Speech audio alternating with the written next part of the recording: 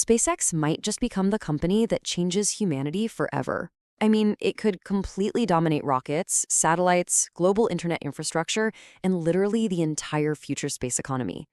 But there is another possibility hiding in the financial data.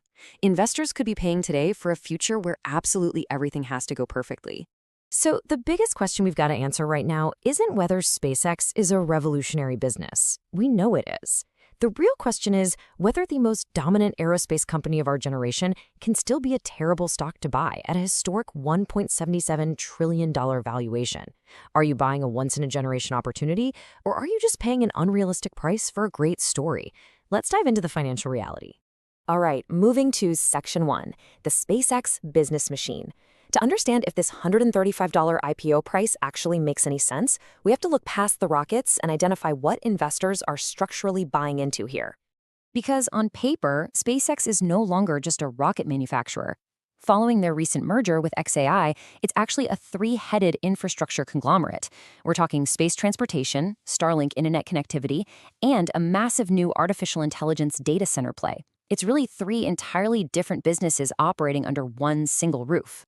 And the financial contrast between these three segments, it's pretty striking. While the glamorous rocket business gets all the media attention, it basically operates as a break-even, R&D heavy unit. Then you've got the AI and Grok segment, which is experiencing massive cash burn. So the true hero here, it's Starlink. Starlink operates as the definitive profit engine, generating high-margin, recurring software-style revenue that sustains this entire corporate ecosystem. Really, SpaceX is acting way less like a traditional manufacturer and a lot more like a hybrid software utility. Which brings us to Section 2, the trillion-dollar bull case. So why exactly is Wall Street trying to price this at almost $2 trillion? Well, the argument rests on its unassailable technological lead and its transformation into the ultimate railroad to space. And it all starts with this staggering number, 80%. Look, before SpaceX, rockets were just thrown away after one flight, which is kind of like scrapping a 747 airplane after a single trip. By mastering reusable boosters and dropping launch costs by over 95%, SpaceX has completely broken the old aerospace model. They now single-handedly deliver over 80% of the entire world's payload mass into orbit. That is an absolute monopoly on space infrastructure. Because they own that launch infrastructure, they've been able to cheaply deploy their true profit engine, Starlink. Subscribers have just exploded to 10.3 million by the first quarter of 2026. It's bringing in billions in revenue and commands a staggering 63% EBITDA margin. To put that in perspective, that is a software-as-a-service profit margin, but it's wrapped inside an aerospace company. Add to this their deep entrenchment in U.S. national security. Just recently, SpaceX secured a massive $2.29 billion Space Force contract to build the space data network backbone for the Golden Dome Missile Defense Network. Plus, they're flying classified payloads for the National Reconnaissance Office, and their Starship is already slated as NASA's human landing system. The bulls argue that this entrenched government reliance makes SpaceX virtually untouchable. But let's look at Section 3, bear case and hidden risks.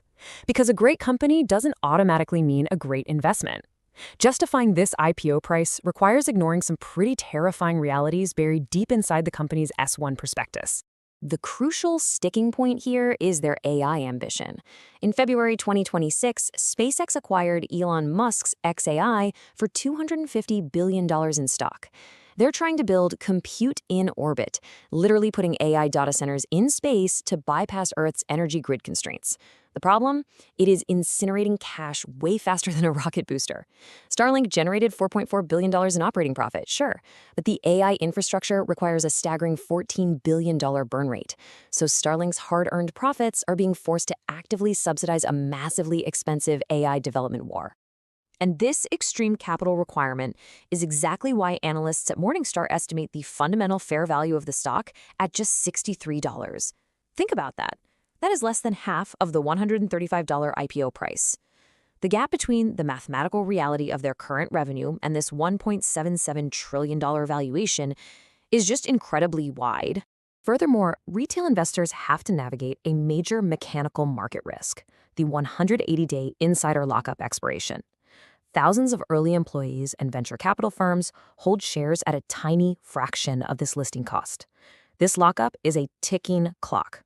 When it expires, roughly 6 months post-IPO, it could trigger severe downward volatility as insiders finally flood the market to cash out their historic gains. Okay, let's move to Section 4, financials and the competition. We absolutely must remember that a phenomenal, world-changing company can quickly become a wealth-destroying asset if the price paid is mathematically disconnected from reality. Just look at the premium investors are being asked to pay. At a $1.77 trillion valuation, SpaceX is demanding a 73 times forward price to sales multiple. Compare that to massive tech monopolies, right? Alphabet is at 25 times. Meta is at 16 times. Traditional aerospace, that trades at 1 to 3 times sales. At 73 times sales, you're paying for the flawless execution of a SaaS monopoly, far into the future, leaving absolutely zero room for error. And we can't ignore that competitors are mobilizing.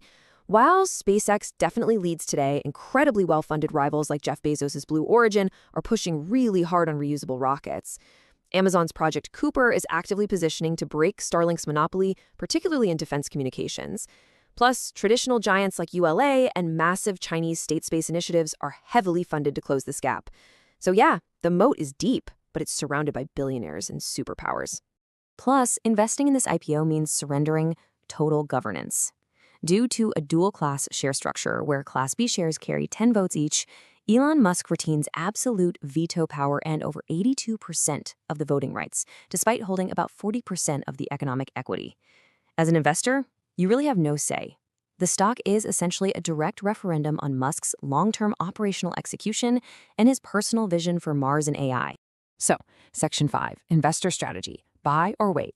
Given the profound tension between the incredible hype and the hard financial data we just reviewed, how should retail investors actually approach this market debut? Let's break down the strategy. Well, your strategy entirely depends on your time horizon. Short-term traders have to balance extreme opposing forces. On one hand, modified NASDAQ rules could force passive ETFs to mechanically buy billions of dollars in SpaceX stock shortly after listing, which would drive the price up. But on the other hand, you have massive volatility and that impending insider lockup trap we talked about. Long-term investors, though, have a completely different focus. They need to watch if the massive next-generation Starship rocket can actually commercialize these orbital data centers profitably. For those looking to mitigate risk, a highly pragmatic strategy emerges in these 3 steps. Step 1, let the initial post-IPO euphoria and price discovery settle down. Step 2, wait out the 180-day insider lockup trap to avoid the potential dump of early shares. And Step 3, only allocate capital once the next-generation Starship actually proves its commercial viability in orbit. Because frankly, without Starship scaling, the math for orbital AI simply doesn't work. Finally, Section 6, the final investment verdict.